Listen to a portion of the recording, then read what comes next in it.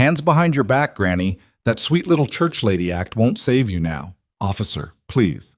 I didn't take that bracelet. Then explain why it was in your pocket. Don't tell me Jesus put it there. Someone planted it. Please check the cameras. I don't check cameras for thieves in church clothes. You're hurting my arm. Good. Maybe pain will teach you respect. I only came to buy a birthday gift. With what money? Cleaning coins and pity. Harlan grabbed both of Evelyn's arms and wrenched them behind her back. Walk straight or I'll make this whole mole watch me drag you. Then the crowd split, and two identical black men in decorated military uniforms stepped forward. One fixed his eyes on Harlan and said, "Remove your hands from our mother." Harlan didn't know the woman he was crushing had raised the two men who were about to turn his badge into evidence. Before continuing, comment where in the world you are watching from. And make sure to subscribe because tomorrow's story is one you can't miss. The automatic doors of Peachtree Crossing Mall whooshed open as Evelyn Mama Evie Robertson stepped inside, clutching her worn leather purse against her chest. The morning sunlight streamed through the skylights above, casting everything in a bright, cheerful glow that made the marble floors shine like mirrors. She smoothed down her blue cardigan with nervous fingers and adjusted the collar of her floral dress, the good one she saved for church and special occasions. Today felt special. After 3 weeks of saving every spare dollar from her house cleaning jobs, she finally had enough money to buy something beautiful for little Keisha. Tanya Reese's daughter would turn 6 next week, and Evelyn had promised her something sparkly. The child had been so excited when Evelyn mentioned it, clapping her tiny hands and bouncing on her toes. "Miss Evie, will it be real silver?" Keisha had asked with wide, hopeful eyes. "Real as real can be, baby girl," Evelyn had promised. Now walking through the busy shopping complex, Evelyn felt the familiar tightness in her chest that came from being in places where everything cost more than she made in a month. Teenagers lounged near the fountain, their designer sneakers worth more than her grocery budget. Young mothers pushed strollers past store windows filled with things that sparkled and gleamed. Everyone looked so comfortable, so confident in their right to be here. Evelyn walked slower, her sensible shoes silent on the polished floor. She passed the food court where Tanya worked, serving pizza slices and fountain drinks to customers who barely looked at her. Through the window, she could see Tanya wiping down tables with the same careful attention she brought to everything. That girl had come so far since the days when she and baby Keisha had nowhere to sleep. The jewelry store sat in the main corridor, its gold lettering spelling out Whitcomb Jewelers in elegant script. Through the glass windows, Evelyn could see gleaming display cases filled with diamonds, pearls, and precious metals that caught the light like trapped stars. Her mouth went dry, but she forced herself forward. The charm bracelet she'd seen in the window last week had been simple, just a thin silver chain with a tiny heart pendant. Nothing fancy, nothing that would make anyone think she didn't belong. A soft chime announced her entrance as she pushed open the heavy glass door.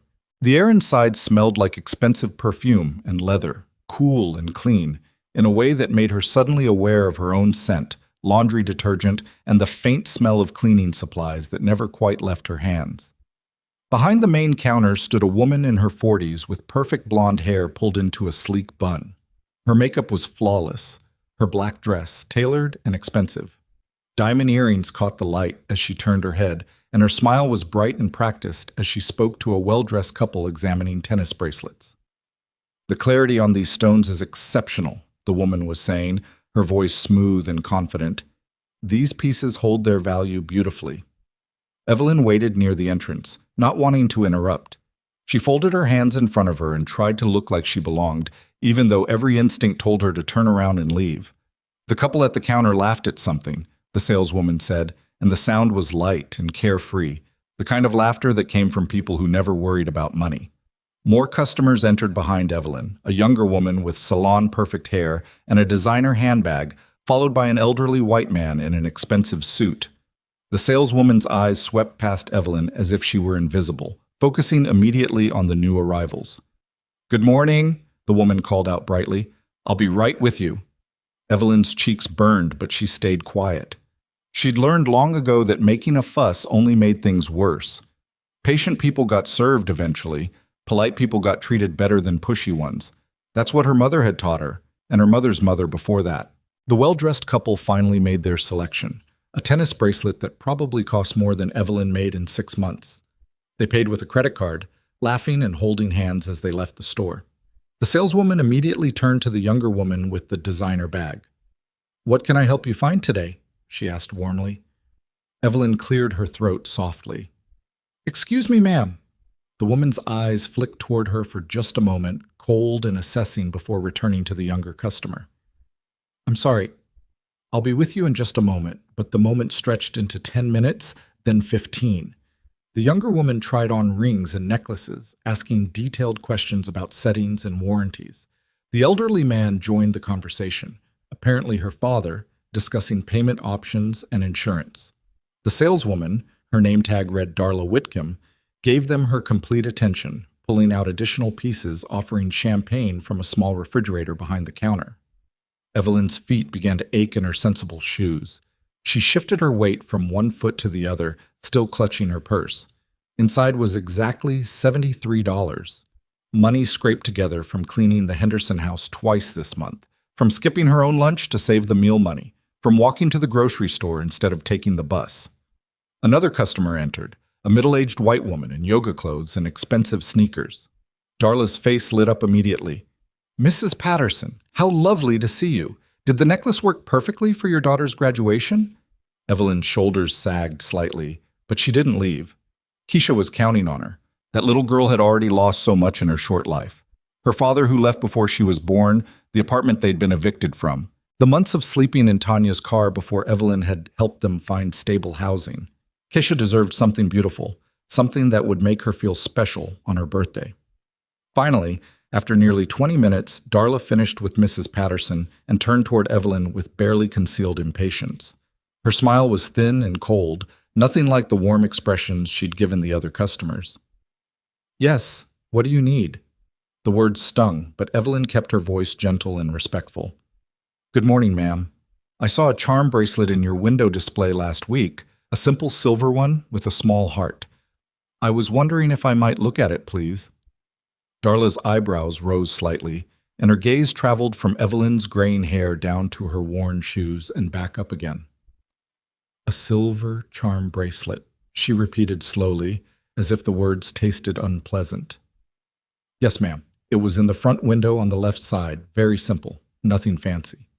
"And this would be for you?" "No, ma'am. It's a birthday gift for a little girl. She's turning 6. Darla's expression didn't soften. If anything, she looked more skeptical. "I see. And what's your budget for this gift?" The question hung in the air like a challenge.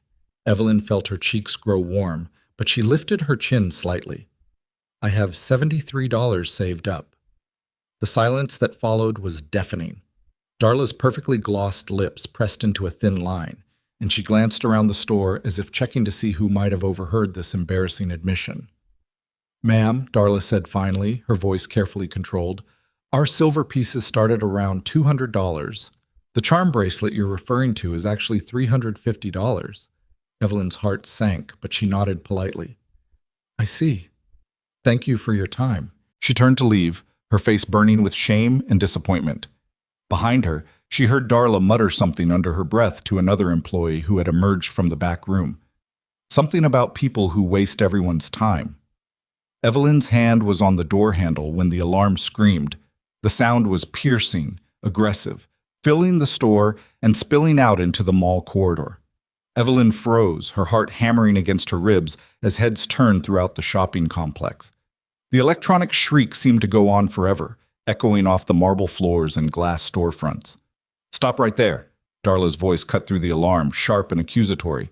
"Security, someone stop that woman." Evelyn turned slowly, her eyes wide with confusion and growing horror. Shoppers in the corridor had stopped walking, their conversations dying as they stared in her direction. Cell phones appeared in hands, cameras pointing her way like weapons. "Ma'am," Evelyn's voice came out as barely a whisper. "I don't understand." Darla stormed toward her, her heels clicking aggressively on the polished floor. Her face was flushed with what looked like righteous anger. But there was something else in her eyes, something cold and calculating that made Evelyn's stomach turn. "You know exactly what you did. Darla snapped loud enough for everyone to hear. I saw you slip something into your pocket while I was helping other customers. I didn't, Evelyn started, but her voice cracked. The crowd was growing larger, people drawn by the commotion like moths to flame, their faces blurred together, some curious, some judgmental, some already convinced of her guilt. Security is on the way, Darla announced to the gathering crowd, as if she were the victim of a terrible crime. I can't believe someone would steal from a family business like this. Evelyn's hand shook as she clutched her purse tighter. Ma'am, I promise you I didn't take anything. I looked at nothing except what you showed me, and you didn't show me anything at all. But Darla wasn't listening. She was performing now, her voice carrying across the mall corridor. This is exactly why small businesses are struggling. People think they can just walk in and help themselves to whatever they want. The heavy footsteps of mall security echoed through the corridor before Officer Brent Harlan appeared, his hand resting on his radio. He was a thick-set man in his late 30s with close-cropped hair and small, suspicious eyes that immediately focused on Evelyn as if she were already guilty. What's the situation here? He demanded, his voice brisk and professional. Darla stepped forward immediately, her entire demeanor shifting to that of a traumatized victim. This woman stole a bracelet from my store. I saw her take it while I was helping other customers. The alarm went off when she tried to leave. Officer Harlan's gaze fixed on Evelyn with obvious disdain. He didn't ask for her side of the story. He didn't ask what she might have to say. Instead, he stepped closer, invading her personal space in a way that made her step backward. Ma'am, I'm going to need you to empty your pockets and your purse, he ordered. Evelyn's voice trembled as she tried to explain. Officer, I didn't steal anything. I came here to buy a gift for a little girl's birthday, but the bracelet cost too much money, so I left. I don't know why the alarm went off, but I promise you, I didn't take anything. Empty your pockets, Harlan repeated, louder this time, as if she were deaf or stupid. Now, with shaking hands, Evelyn reached into the pocket of her cardigan. It was empty except for a tissue. She pulled it out and showed him, then did the same with her other pocket, just her house key and a peppermint. Your purse, Harlan demanded. Evelyn opened her worn leather purse with trembling fingers, turning it upside down on a nearby bench. Out tumbled her wallet, her reading glasses, her small Bible with the cracked cover, her blood pressure medication, a grocery receipt, and a small wrapped coloring book she'd bought for Keisha at the dollar store. That's everything, she whispered, her voice breaking. That's all I have. But Darla wasn't finished. She moved closer to Evelyn, her eyes scanning her clothing with the intensity of a hawk hunting prey. Check her cardigan again, she instructed Officer Harlan. I know what I saw. Harlan stepped forward and roughly patted down Evelyn's cardigan pockets again, his hands invasive and disrespectful. Evelyn stood perfectly still, tears beginning to gather in her eyes as the crowd watched her humiliation. Nothing here, Harlan muttered, but Darla's face showed no surprise. Instead, she moved even closer to Evelyn, reaching toward the left side of her cardigan with deliberate precision. Wait, Darla said, her fingers sliding into a pocket that Harlan had already checked. What's this? And from the depths of Evelyn's cardigan pocket, Darla withdrew a silver charm bracelet that gleamed under the mall's bright lights. Evelyn stared at the bracelet in complete shock, her mouth falling open. That is not mine, she whispered, the words barely audible above the murmur of the crowd. The silver bracelet caught the overhead lights as it dangled from Darla's fingers, casting tiny reflections across the horrified faces of the gathering crowd. Evelyn stared at the jewelry in complete bewilderment, her mind struggling to process what had just happened. That is not mine, she repeated, her voice stronger this time, but still trembling with shock. I have never seen that bracelet before in my life. Officer Harlan's expression hardened immediately. Without warning, he grabbed Evelyn's left arm and yanked it roughly behind her back. The sudden movement sent a sharp pain shooting through her shoulder and down her spine. Ow! Evelyn cried out, the sound escaping her before she could stop it. The pain was immediate and severe, made worse by her arthritis and the awkward angle Heron had forced her arm into. Please, you're hurting me. Ma'am, you need to cooperate. Harlan barked, twisting her arm higher behind her back. His grip was unnecessarily tight, his fingers digging into the soft flesh of her upper arm through the thin fabric of her cardigan. Darla stepped forward, her voice carrying across the mall corridor with practiced authority. "Don't make this harder than it needs to be," she announced loudly, as if Evelyn were fighting back instead of simply crying out in pain. "Just admit what you did and this will all be over," the crowd murmured, their phones held high like judges passing verdict. To them, it looked like Evelyn was resisting arrest, struggling against the officer, who was simply trying to do his job.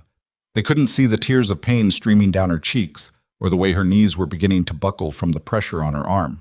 From across the mall corridor near the bustling food court, Tanya Ree looked up from wiping down tables at the sound of commotion. When she saw the crowd gathered around the jewelry store, curiosity drew her closer.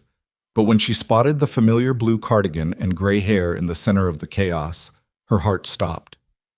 "Oh my God," Tanya whispered immediately, pulling out her phone. "That's Miss Evelyn." She held up her device and started recording, her hands shaking as she watched the woman who had saved her life being treated like a common criminal. The phone's camera captured everything: Harlan's rough handling, Evelyn's tears, and the crowd's judgmental stares. "Officer, please," Evelyn pleaded, her voice breaking as she tried to turn her head toward Heron. "I came here to buy a birthday present for a little girl named Keisha. Her mama works at the food court, and tomorrow is her 6th birthday. I saved my cleaning money for weeks just to get her something nice." But Heron wasn't listening to her explanation. Instead, he reached for her purse with his free hand and dumped its contents onto a nearby display bench with deliberate roughness. Evelyn's personal belongings scattered across the marble surface, her worn leather wallet held together with rubber bands, her reading glasses with the cracked frame, her small Bible with pages soft from decades of use, and her blood pressure medication in its labeled prescription bottle. The grocery receipt from yesterday's shopping fluttered to the floor, a list of basic necessities purchased with careful budgeting. The wrapped coloring book for Keisha sat among the scattered items, its bright yellow paper decorated with balloons and birthday wishes that Evelyn had written in her careful handwriting.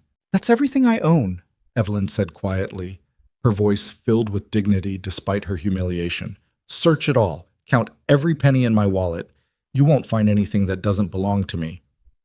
Darla surveyed the meager contents with obvious disdain, her lip curling slightly at the sight of Evelyn's humble possession. "The evidence speaks for itself," she declared, holding up the silver bracelet again. "This is a $350 piece from our premium collection." "Grand theft." $350. Harlan's eyebrows rose as he processed the dollar amount. "That makes this a felony charge." "Ma'am, you're looking at serious jail time." Evelyn's face went pale at his words. Her blood pressure, already elevated from the stress and humiliation, spiked dangerously. The mall corridor began to swim before her eyes, the faces in the crowd blurring together into an indistinct mass of judgment and condemnation. "I didn't steal anything," she whispered, swaying slightly on her feet. "I don't even know how that bracelet got in my pocket. I was never alone near any jewelry." She watched me the whole time, but Heron was already reaching for his handcuffs, the metal clicking ominously as he prepared to secure them around her wrists. The sound made Evelyn's knees weak, and she felt a wave of dizziness wash over her. "Please," she tried one more time, her voice barely audible above the crowd's murmurs. "I'm 72 years old. I clean houses for a living. Why would I risk everything I have for a bracelet I could never afford to buy?" The handcuffs snapped closed around her thin wrists with a finality that echoed through the mall corridor. The metal was cold against her skin, and the weight of them seemed to drag her down toward the polished floor. As Harlan began to march her through the gathering crowd, Evelyn's vision blurred with tears and rising blood pressure. Her steps were unsteady, each one a struggle to maintain her dignity in front of all these strangers who had already decided she was guilty. Tanya's phone continued recording as Evelyn passed by, capturing the moment when the elderly woman looked up toward the mall's skylights and whispered, "Lord, don't let me fall in front of these people." The mall corridor stretched endlessly before Evelyn as Officer Harlan guided her past the growing crowd of onlookers. Each step felt heavier than the last, her legs trembling not just from age, but from the overwhelming humiliation of being paraded like a criminal through the place where she had simply wanted to buy a child's birthday present. The handcuffs cut into her wrists with each movement, the metal edges digging into skin that had grown thin and fragile over 7 decades of hard work. Her arthritis made the positioning excruciating, but Harlan showed no consideration for her obvious discomfort as he maintained his firm grip on her upper arm. Shoppers pressed against the storefronts and gathered in clusters, their phones held high like weapons of judgment. Some whispered to their companions, others openly stared, and a few shook their heads in what might have been disgust or pity. Evelyn couldn't tell which was worse. "Keep moving," Harlan muttered, his voice carrying the impatience of someone who wanted this spectacle over with quickly. "Security office is just ahead." But Evelyn's steps were growing more unsteady with each passing moment. The medication for her blood pressure was back in her scattered purse, and she could feel the familiar warning signs building behind her temples. The fluorescent lights above seemed too bright, the sounds of the mall too loud, and the faces around her too harsh. A young mother pulled her toddler closer as they passed, as if criminal behavior might be contagious. An elderly white man in an expensive suit shook his head and said to his companion, "Shame what some people will do for money." A group of teenagers snickered and pointed, one of them starting to record a video with commentary about crazy old ladies. Each reaction felt like another weight added to Evelyn's shoulders, bending her further toward the ground, with shame she didn't deserve to carry. This was not how she had raised Isaiah and Josiah to see her. This was not the legacy she wanted to leave behind after a lifetime of service, sacrifice, and quiet dignity. Just as the security office came into view and Evelyn's strength began to fail her completely, the crowd ahead began to shift and part like water around a stone. A ripple of awareness moved through the gathered shoppers, conversation stopping mid-sentence as heads turned toward the main entrance. 2 identical figures emerged from the parting crowd, and for a moment Evelyn thought her overwhelmed mind was playing tricks on her. The men were tall and broad-shouldered, moving with the precise commanding stride that could only belong to career military officers. Their dress uniforms were immaculate, dark blue with crisp creases and gleaming brass button that caught the mall's fluorescent lighting. But it was their faces that made Evelyn's breath catch in her throat. Even after all these years, even though they had grown from scrawny teenagers into powerful men, she would have recognized those features anywhere. The same dark eyes that had looked up at her from makeshift cribs 25 years ago. The same stubborn jawline that had emerged during their teenage arguments. The same protective instincts that had led them to fight bullies in the schoolyard. Isaiah and Josiah Bell, her boys, her sons in every way that mattered, even though she had never given birth to them. The twins moved through the crowd with purpose, their military bearing commanding immediate respect from everyone around them. Shoppers stepped aside automatically, some recognizing the significance of the medals and ribbons displayed on their chests, others simply responding to the undeniable authority in their presence. Evelyn's knees nearly buckled as the reality hit her. They were here. After 2 years of overseas deployment, after months of wondering if she would ever see them again, they had somehow appeared at the exact moment when she needed them most. "Isaiah," she whispered, her voice so quiet it was almost lost in the ambient noise of the mall. "Josiah." But they had already seen her, and the expressions on their faces shifted from confusion to recognition to a fury so intense it seemed to change the temperature of the air around them. Isaiah's jaw tightened almost imperceptibly, his hands clenching at his sides. Josiah's eyes blazed with an anger that made several nearby shoppers instinctively step back. Josiah reached them first, his voice cutting through the mall corridor like a blade. "Take your hands off our mother." The words rang out with such authority and controlled rage that conversation stopped throughout the entire wing of the shopping center. Officer Harlan's grip on Evelyn's arm loosened slightly as he turned to face this unexpected challenge, his confidence wavering for the first time since the arrest had begun. "Excuse me," Harlan said, trying to maintain his authoritative tone, but clearly rattled by the sudden appearance of 2 decorated military officers who were obviously not intimidated by his badge or his attitude. "You heard him," Isaiah said, his voice calmer than his brother's, but somehow even more dangerous. He moved with the measured precision of someone accustomed to command, positioning himself so that he could see both Harlan and Darla, who had followed them from the jewelry store. "Remove your hands from our mother immediately." Darla stepped forward, her expression shifting from surprise to annoyance, as she realized her carefully orchestrated arrest was being disrupted. "This woman is under arrest for theft," she announced loudly, playing to the crowd that was now watching this confrontation with rapt attention. "Your relationship to her doesn't change the fact that she committed a crime." "What crime?" Josiah demanded, his voice rising slightly as his protective instincts took over. "What evidence do you have beyond your word against hers?" Harlan straightened, trying to reassert his authority in the face of these challenging questions. "She was caught with stolen merchandise in her possession," he said, gesturing toward the bracelet that Darla still held. "That's all the evidence I need." "Is it?" Isaiah asked, his tone deceptively conversational. "Because I'm familiar with arrest procedures, officer?" He paused, looking pointedly at Harlan's name tag. "Officer Harlan. And I'm curious about several aspects of how this arrest has been conducted." The crowd pressed closer, sensing that this confrontation was about to become much more interesting than a simple shoplifting arrest. Phones continued to record, but now they were capturing a very different kind of drama, one where the accused had powerful advocates willing to stand up for her.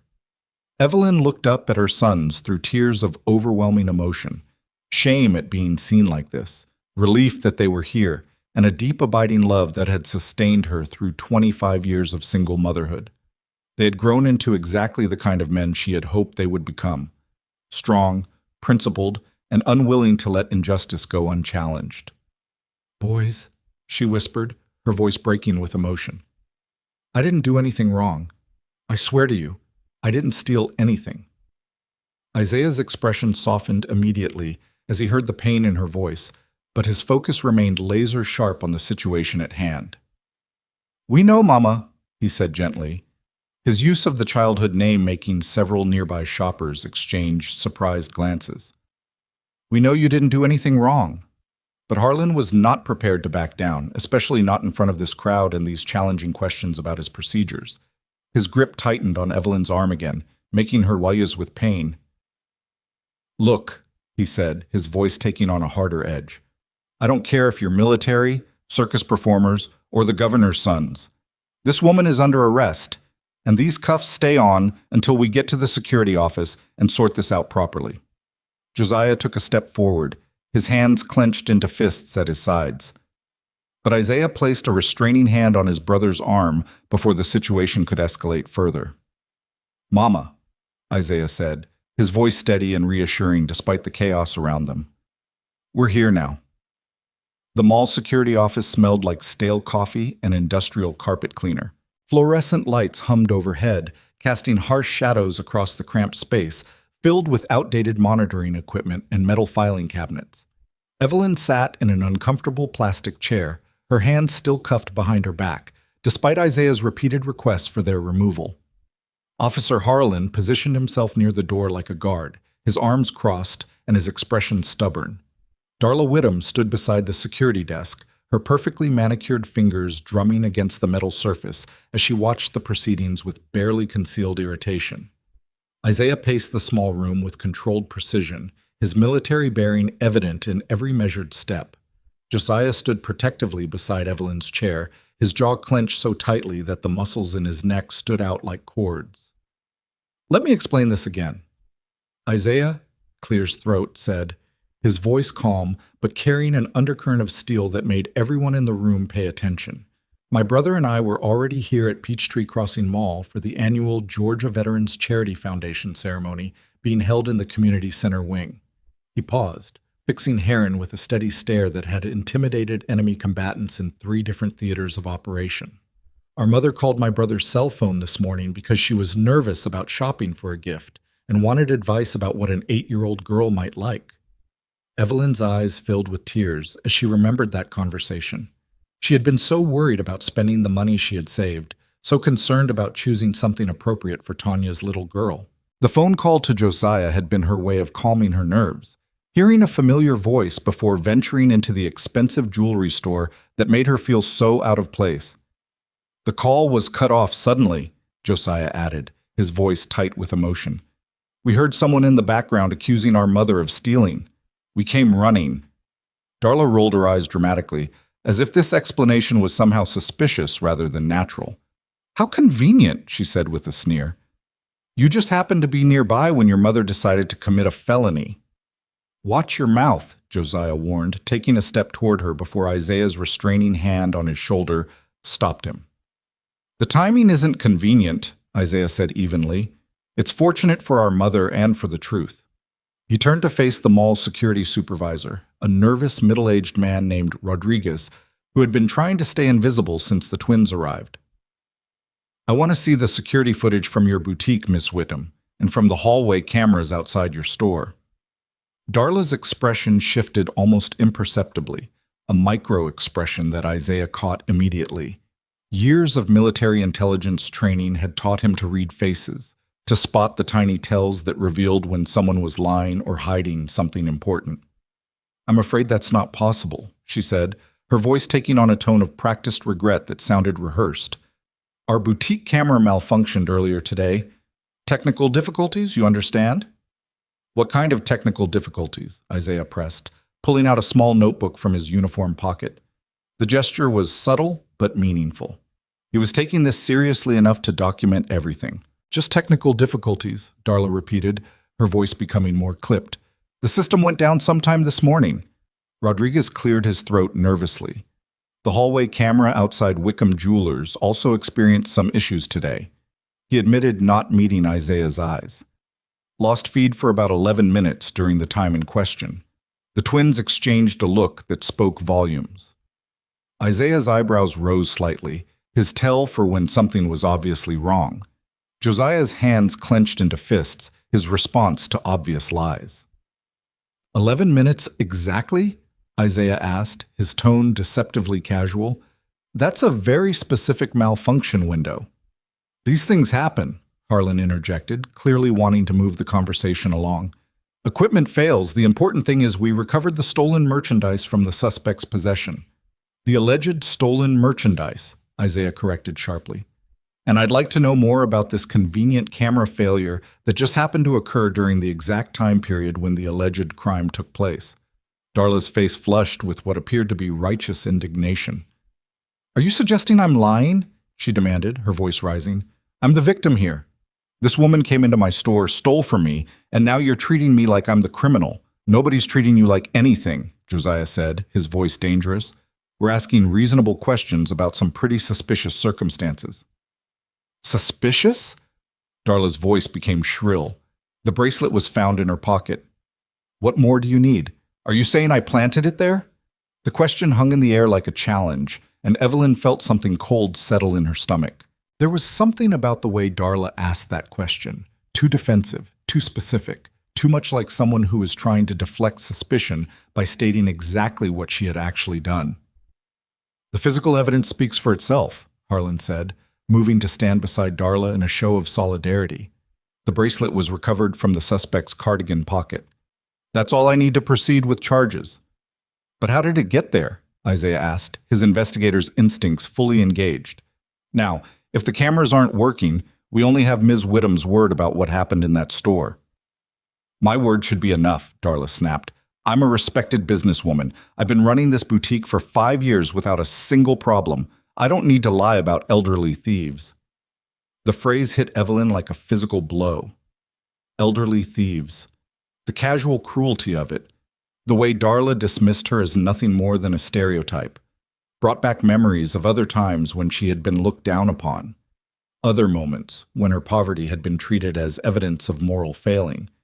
But it was what came next that made Evelyn's blood run cold. Darla stepped closer to her chair, ostensibly to retrieve something from the security desk. But as she passed behind Evelyn, she leaned down and whispered just loud enough for Evelyn to hear, "You should have stayed away from things that don't belong to you." The words hit Evelyn like a lightning bolt. That exact phrase. She had heard it before years ago in a context that had nothing to do with shoplifting or jewelry stores. It had been spoken by a woman from Child Services, a cold, professional voice on the other end of a phone line, telling Evelyn that she had no right to keep Isaiah and Josiah, that poor black women like her shouldn't try to claim children who belonged somewhere better. Evelyn's hands began to tremble behind her back. This wasn't random. This wasn't a simple case of mistaken identity or unfortunate circumstances. Somehow, impossibly, this woman knew about the twins' past, Knew about the legal battle Evelyn had fought 25 years ago to keep her boys. The room seemed to spin around her as the implications hit home. This was personal. This was targeted.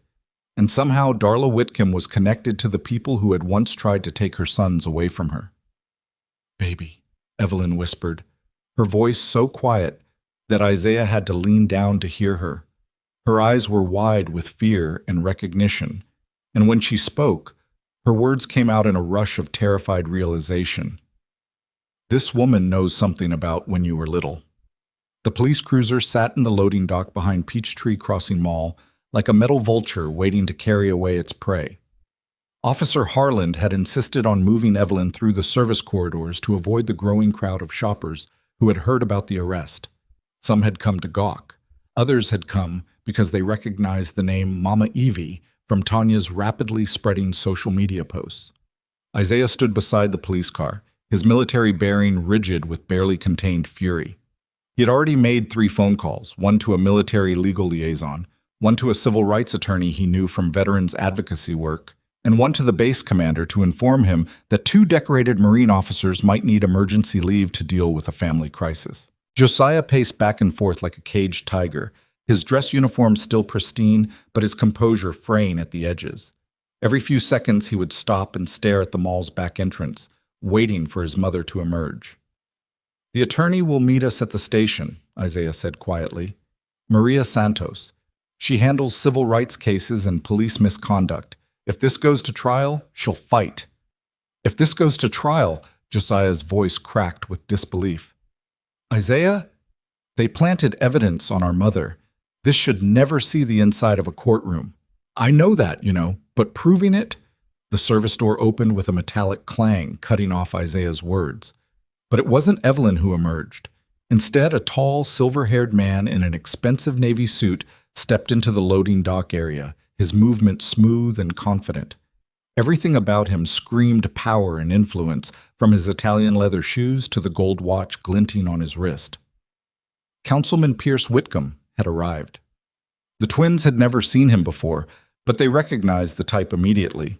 He was the kind of man who appeared at military ceremonies to shake hands and take photos, the kind who spoke about supporting the troops while cutting veterans' benefits behind closed doors, power wrapped in patriotic rhetoric and campaign smiles. Pierce walked directly to Officer Harlan, who straightened up like a soldier, snapping to attention. The conversation was brief and conducted in low tones, but the twins caught fragments carried by the afternoon breeze. "Need to be thorough. Community is watching. Upgrade the charges." Isaiah's jaw tightened. "Upgrade the charges? For what?" Finding planted evidence in an elderly woman's pocket, Darla appeared next, hurrying across the loading dock to join the whispered conference. She looked different now, less polished, more frantic. Her perfect hair was slightly mussed, and there were red marks on her neck that hadn't been there before. The conversation lasted exactly 4 minutes. Isaiah timed it on his military watch, a habit ingrained by years of intelligence work, where timing could mean the difference between life and death. When it ended, Pierce shook Harlan's hand like they were sealing a business deal. Then Darla walked back toward the service entrance, but she made a detour that brought her close to where the twins stood waiting. "Officers," she said, her voice carrying a tremor that sounded suspiciously like poorly acted distress. "I need to make an additional statement about the incident." Heron pulled out his notebook with obvious eagerness. "What kind of additional statement?" "When your mother stole that bracelet," Darla said, speaking loudly enough for the twins to hear every word. "She didn't just take it quietly. When I confronted her, she became violent. She shoved me against the jewelry display case and scratched my neck when I tried to stop her. The lie was so outrageous, so clearly fabricated that Josiah actually laughed out loud, a harsh, bitter sound that echoed off the concrete walls. "You're lying," he said flatly. "Our mother wouldn't hurt a fly. She's 72 years old with arthritis in both hands. Are you calling me a liar?" Darla's voice rose to a theatrical pitch. "Look at my neck. Look at these scratches. Your mother did this when she attacked me." She tilted her head to show the red marks, and Isaiah studied them with the clinical eye of someone trained to assess battlefield injuries. The scratches were shallow, precise, and perfectly positioned for maximum visibility. They looked like they had been made with fingernails, but not in the desperate, irregular pattern that would result from an actual struggle. These were methodical, deliberate, self-inflicted. "Those are fresh," Isaiah said quietly. "Very fresh, made within the last few minutes." "How dare you?" Pierce Whitcomb said, stepping forward for the first time. His voice carried the authority of someone accustomed to being obeyed without question. "Are you suggesting Ms. Whitcomb injured herself? That's a serious accusation to make against a respected member of this community." "As serious as falsely accusing our mother of assault?" Josiah shot back, taking a step toward Pierce that made Harlan's hand drift toward his weapon. "Your mother," Pierce said the word like it tasted bitter, "committed theft and assault. The evidence speaks for itself. And I would suggest, gentlemen, that military uniforms don't frighten people in positions of authority. Not in this town." The threat was subtle but clear. Pierce Whitcomb was a man who could make problems for military careers, who had connections that reached into places where decorated service records could suddenly develop complications. Officer Harlan had already begun rewriting his report, upgrading the charges based on Darla's new statement. Simple theft became theft and assault. Evelyn's confused protests in the security office became combative behavior and resistance to arrest. "This is insane," Josiah said, his voice rising dangerously. "You people are manufacturing crimes out of thin air." "Josiah," Isaiah's voice carried a warning, but his brother was past the point of military discipline. "No, Isaiah, they're railroading her. They're adding charges like items to a grocery list." "Major Bell?" Pierce's voice cut through Josiah's anger like ice. "I suggest you control yourself. Threatening behavior towards civilians reflects poorly on the uniform you wear." "I'm not threatening anyone," Josiah said through gritted teeth. "I'm stating facts, and the fact is that you people are framing an innocent woman." The service door opened again, and this time Evelyn emerged, walking slowly between two officers. She looked smaller somehow, diminished by the handcuffs and the institutional fluorescent lighting that followed her out into the afternoon sun. Her blue cardigan was wrinkled, her floral dress disheveled from the search and processing. When she saw her sons waiting by the police car, her face crumpled with shame and relief in equal measure. "Baby, don't," she said to Josiah, who had started toward her with his hands outstretched. "Don't ruin your life over me. Don't let them hurt your career." The words hit Josiah like physical blows. Here was the woman who had sacrificed everything to raise them, begging them not to sacrifice anything for her. It was exactly backward, exactly wrong, and exactly what Evelyn would do. "Mama, we're not going anywhere," Isaiah said firmly. "We're going to fix this. There's nothing to fix," Pierce said smoothly. "Justice is taking its course. Your mother will have her day in court, where she can present her side of the story to a jury of her peers." As the officers helped Evelyn into the back of the police cruiser, Pierce Whitcomb watched with satisfaction. He had turned a simple shoplifting arrest into something more serious, something that would keep the old woman quiet and send a message to anyone else who might cause problems for his family's interests. The car pulled away from the loading dock, carrying Evelyn toward the county jail. Isaiah watched it disappear around the corner of the mall, his mind already working through legal strategies and evidence chains. "This is no longer an arrest," he told his brother as Tanya's arrest video began spreading across local community Facebook pages and neighborhood apps. "This is a cover-up." The Gwinnett County holding facility smelled like disinfectant and despair. Evelyn sat on a metal bench that had been designed by someone who had never considered that a 72-year-old woman with arthritis might need to rest her bones for hours at a time. The fluorescent lights above hummed with the persistence of mosquitoes, casting everything in a sickly white glow that made her brown skin look gray and tired.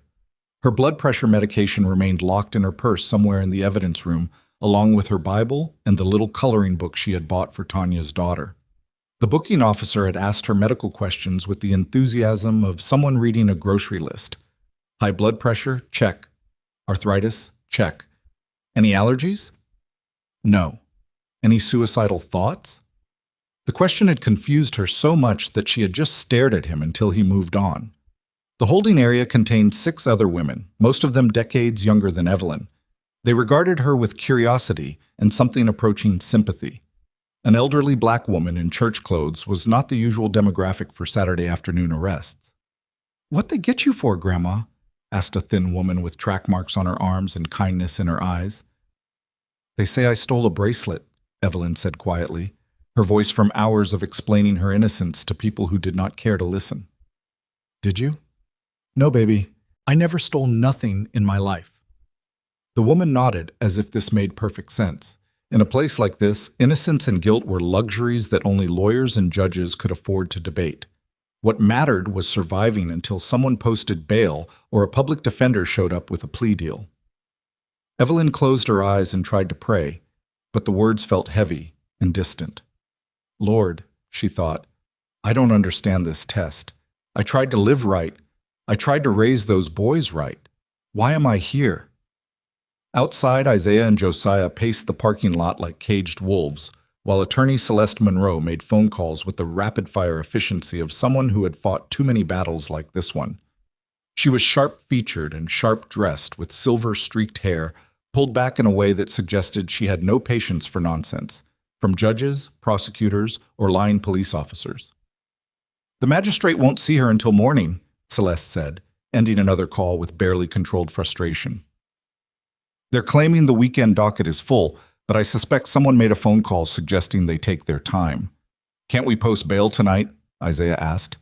Not until she's formally charged and appears before the magistrate. And Harlan's report is problematic. She flipped through the pages with obvious disgust. He's claiming she resisted arrest, made threatening statement, and had to be physically subdued for officer safety. This language is designed to make her look dangerous, which will influence how the magistrate sets bail. She's a 72-year-old woman with arthritis, Josiah said, his voice tight with rage. What threatening statements could she possibly make? According to Officer Harland, she said, and I quote, "You people don't know who you're messing with. My sons will make you pay for this." Celeste looked up from the report. Did she say anything like that? Absolutely not, Isaiah said immediately. Mama would never threaten anyone. She barely raised her voice when we were kids, even when we deserved it. That's what I figured. But this language in police reports hardens cases. Judges see threatening statements and resistance to arrest, and they start thinking about public safety instead of an elderly woman's dignity. Josiah pulled out his phone and scrolled through the notifications that had been piling up all afternoon. Tanya's video is spreading fast. Look at this. He showed them his screen where the shaky phone footage of Evelyn's arrest had already gathered hundreds of comments and shares across multiple local Facebook pages and neighborhood apps. The video clearly showed Officer Harlan twisting Evelyn's arm behind her back while she cried out in pain with Darla Whittam standing nearby, directing the scene like a stage manager. The comments were a mixture of outrage and recognition. That's Mrs. Evelyn from the school cafeteria.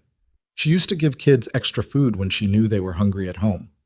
Mama Evie helped my family when we got evicted, brought us groceries, and never asked for nothing back.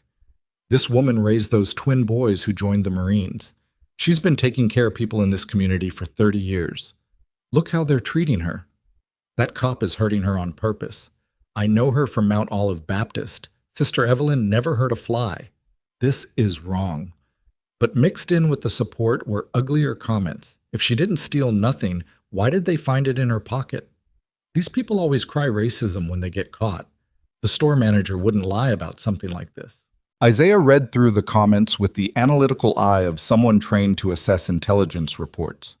The community support was building, but so was the narrative that Pierce Whitcomb and Darla were trying to construct. Evelyn was becoming a symbol, and symbols were dangerous things to be in a world where powerful people had reputations to protect.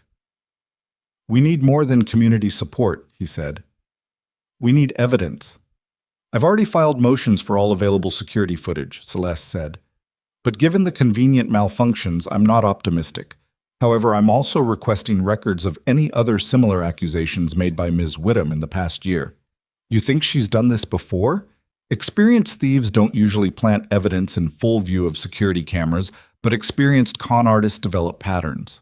If we can show a history of false accusations, especially targeting vulnerable elderly women, it could be the leverage we need. At nearly midnight, Isaiah was finally allowed to see Evelyn through the glass partition in the visiting area.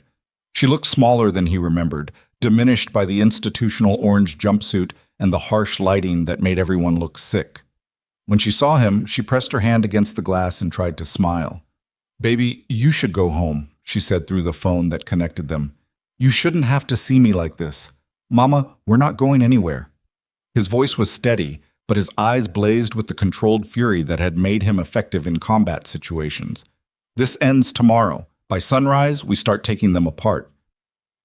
The county courthouse steps were already crowded with reporters and camera crews when Evelyn walked out into the morning sun, flanked by Isaiah and Josiah. The bail hearing had been swift but humiliating. $5,000 bond for an elderly woman with no criminal record. All because Officer Harlan's report painted her as a dangerous repeat offender who might flee. "Mrs. Robertson! Mrs. Robertson!" voices called out from the press pack. "Do you have a statement about the theft charges? Did you really assault the store manager? What do you say to people who think this is about race?" Evelyn kept her eyes down, gripping Isaiah's arm tightly. The orange jumpsuit had been replaced by her own clothes. The same blue cardigan and floral dress she'd worn to the mall yesterday, now wrinkled from spending the night folded on a holding cell bench. She looked fragile in the harsh camera lights, overwhelmed by the attention that had transformed her from a private person into a public spectacle overnight. "No questions?" Isaiah said firmly, his military bearing cutting through the chaos like a blade. "My mother needs rest." But before they could reach their car, another cluster of reporters suddenly shifted their attention to the courthouse entrance. Pierce Whitcomb emerged, perfectly groomed in a navy suit and red tie, looking every inch the confident politician. He paused at the top of the steps, surveying the cameras with the practiced eye of someone who understood exactly how to control a narrative. "Ladies and gentlemen," Pierce began, his voice carrying easily across the courthouse plaza, "I want to address the situation at Peachtree Crossing Mall yesterday because I believe it's important that the community understand what's really happening here." The twins stopped walking. Evelyn tugged at Isaiah's arm, wanting to escape, but both men had gone still with the focused attention of soldiers, recognizing an enemy making a tactical move. "Local businesses are under siege," Pice continued, his tone measured but grave.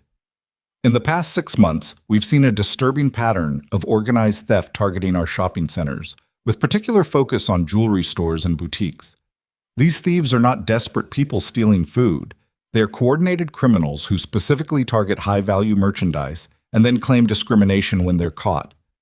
A reporter called out, "Are you saying Mrs. Robertson is part of an organized crime ring?" "I'm saying that what happened yesterday was not an isolated incident," Pierce replied smoothly. "Store security cameras have been disabled or tampered with during multiple theft attempts. Suspects have used nearly identical stories about misunderstandings and planted evidence. And now we see the same pattern of social media campaigns designed to turn criminals into sympathetic victims." Evelyn's face crumpled. She pressed her hand to her chest, feeling her heart race as Pice's words painted her as a professional thief, a con artist, a dangerous person who had fooled her entire community. "That's not true," she whispered, but her voice was lost in the chaos of reporters shouting follow-up questions. Pierce raised his hand for quiet. "I want to be very clear. This is not about race or age. This is about accountability. When someone steals from a local business, damages property, and then assaults the manager trying to recover stolen goods, that person must face consequences regardless of who their children are or what uniforms those children wear." The calculated cruelty of that last line hit like a physical blow. Pierce wasn't just attacking Evelyn. He was deliberately diminishing Isaiah and Josiah's military service, reducing their accomplishments to irrelevant details that couldn't excuse their mother's supposed crimes. Josiah took a step toward the courthouse steps, his jaw tight with barely controlled rage, but Isaiah caught his arm. "Not here," Isaiah murmured. "Not like this." Before they could leave, Darla Whitcomb appeared beside Pierce, dressed in a conservative black suit that made her look like a grieving widow. Her eyes were red-rimmed, and she dabbed at them with a tissue as cameras focused on her face. "I hate that this has become so public," Darla said, her voice catching with practiced emotion. "I never wanted to press charges. I tried to handle it quietly, but when that woman pushed me and scratched my arm while trying to escape with the bracelet, I had no choice." She rolled up her sleeve to show a thin red mark on her forearm. a mark that could have come from anything, but looked dramatic under the camera lights. I've worked in retail for 15 years, Darla continued. I've never had someone become violent like that. It was terrifying. And now my family is getting death threats because people think I'm lying about what happened. The lie was so smooth, so believable, that several reporters nodded sympathetically. Darla had transformed herself from aggressor to victim, from the person who planted evidence to the innocent businesswoman traumatized by a violent criminal. My heart goes out to those young men, she added, glancing toward the twins with perfectly calculated pity. They're clearly good people who served our country, but they weren't there yesterday. They didn't see what I saw, and it's heartbreaking that their mother's choices are now affecting their reputations. The press conference was a masterpiece of manipulation. Pierce and Darla had taken every element that made Evelyn sympathetic. Her age, her son's service, the community support, and flipped them into reasons why her guilt was more tragic, not less likely. 30 minutes later, they sat in Tanya Reese's small apartment 3 blocks from the courthouse, the blinds drawn against the reporters who had followed them. Tanya had taken the day off from her food court job to help, and her 6-year-old daughter was staying with neighbors to keep the apartment quiet. Celeste Monroe spread papers across Tanya's kitchen table, while Evelyn sat in the corner chair, looking defeated. The recorded press conference played on Tanya's laptop, and each replay seemed to drain more fight from Evelyn's shoulders. "Turn it off," Evelyn said quietly. "Please, we need to study their strategy," Celeste replied, but she closed the laptop. "They're trying to control the narrative before we can present evidence." "What evidence?" Evelyn asked bitterly. "The cameras were broken. They found the bracelet in my pocket. That man just told the whole world I'm a career criminal who attacks people.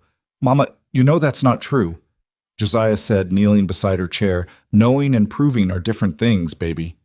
Evelyn's voice was flat, exhausted. "Maybe I should just take whatever plea they offer, plead guilty to something small and make this whole thing disappear." "Absolutely not," Isaiah said firmly. "I'm 72 years old. I've been poor my whole life. Poor people learn when to lower their eyes and move on. Fighting back just makes things worse." "You didn't teach us that," Josiah said, his voice intense. "You taught us to stand up. You taught us that right is right, no matter who says different. I taught you that because I wanted you to have a life better than mine. But this is my life. This is what happens to people like me." Tanya, who had been quiet throughout the conversation, suddenly spoke up from the kitchen where she was making coffee.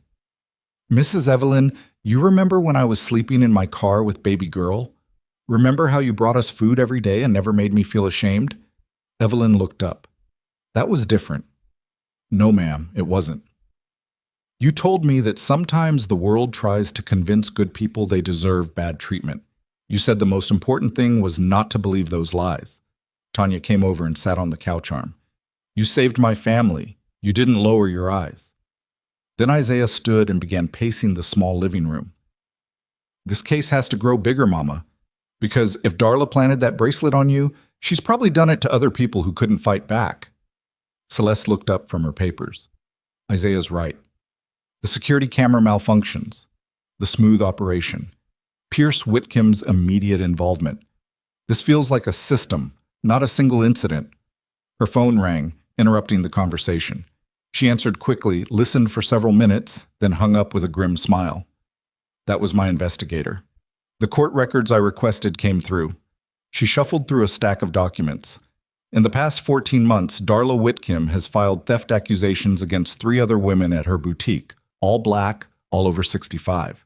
All cases resulted in plea bargains or fines because the defendants couldn't afford extended legal battles." The room went silent. Evelyn's hands trembled as the implications sank in. "The security cameras malfunctioned during all 3 incidents," Celeste continued, "and Pice Whittam made donations to the Police Benevolent Fund within days of each case being resolved." Tanya whispered, "She's been hunting old ladies." Isaiah stopped pacing. "What were their names?" Celeste Monroe's law office occupied the 2nd floor of a narrow brick building downtown, wedged between a bail bondsman and a check cashing store. The waiting room held 4 mismatched chairs and a coffee table stacked with legal aid pamphlets. Her actual office wasn't much larger, but the walls were lined with law books and framed certificates that spoke of decades fighting for people who couldn't afford better representation. Isaiah, Josiah, and Evelyn sat across from Celeste's desk, while she spread the court documents like puzzle pieces across the scratched wooden surface.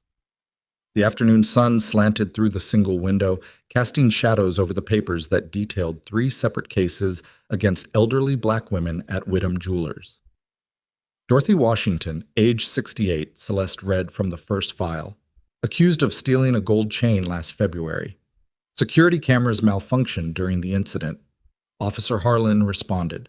Dorothy couldn't afford an attorney, accepted a plea deal, and paid $800 in restitution plus court costs. She moved to the second file. Bernice Collins, 71 years old, accused of concealing a pair of earrings in her coat sleeve. Same story. Broken cameras. Officer Harlan, immediate pressure to settle. Bernice worked part-time at the Kroger deli to supplement her Social Security. After the arrest, Kroger fired her for having theft charges on her record. Evelyn's face grew paler with each name. She gripped the arms of her chair, her knuckles showing white against her dark skin. The third victim is Ruth Hendress, age 65, Celeste continued, accused of switching price tags on a bracelet. Ruth insisted she was innocent, but the stress of fighting the case gave her a heart attack. She accepted the plea deal from her hospital bed rather than face trial. Isaiah leaned forward, studying the dates. All within 14 months, all the same pattern. And look at this. Celeste pointed to a notation in each file. Pierce Whittam made campaign donations to the Police Benevolent Association within a week of each case being resolved. Not huge amounts, $500 to $1,000 each time. Just enough to look like civic support. Not bribery. Josiah's hands clenched into fists on his knees. They've been hunting grandmothers for sport. It's worse than that, Celeste said grimly. They targeted women who fit a specific profile. Elderly, black, modest income, shopping alone. Women who would be too embarrassed to fight back, too poor to hire lawyers, too isolated to generate public support. Evelyn finally spoke, her voice barely above a whisper. But why me? I barely had enough money for a child's bracelet. What did they gain? Practice, Isaiah said, the military strategist in him analyzing the enemy's tactics. Each case taught them how to refine the system, how to pick victims, how to plant evidence, how to pressure quick settlements. Dorothy Washington shopped at that boutique for years, Celeste added, checking her notes. She told the public defender that Darla knew her by name, knew she was a regular customer. That's what made the accusation so devastating. Someone she trusted turned on her. Evelyn closed her eyes. Ruth Hendress goes to my church. She had that heart attack right after her arrest. We all thought it was just her age and stress from her husband's death. We never knew. She never told anyone about the charges. Celeste confirmed. The shame kept her quiet, just like they planned. Josiah stood up abruptly, his chair scraping against the floor. I'm done listening to this. We need to go to that mall right now and put Darla's face on the evening news. Let her explain why she's been framing senior citizens and accomplish what? Isaiah asked sharply. Getting yourself arrested? Giving them ammunition to claim we're intimidating witnesses? Sometimes intimidating the right people is exactly what you need to do. This isn't Baghdad, Josiah. We can't kick down doors and demand answers. We need evidence that survives cross-examination in court. While more grandmothers get targeted, Evelyn opened her eyes and looked at both her sons. What kind of evidence? Celeste tapped her pen against the desk. Security footage from a source they didn't control. Witness testimony from someone who saw the planting. Financial records showing the pattern of donations, something concrete that proves conspiracy. The mall has dozens of cameras, Isaiah said thoughtfully. Even if Darla controls the boutique system and bribes mall security, there might be angles she doesn't know about. What do you mean? Store cameras, service cameras, maintenance equipment, places that record automatically without human operators. Isaiah was already reaching for his jacket. We need to map that mall like a reconnaissance mission. An hour later, they walked through the main entrance of Peachtree Crossing Mall. Evelyn had wanted to stay at Celeste's office, but Isaiah insisted she come along. You need to see exactly where everything happened, he explained.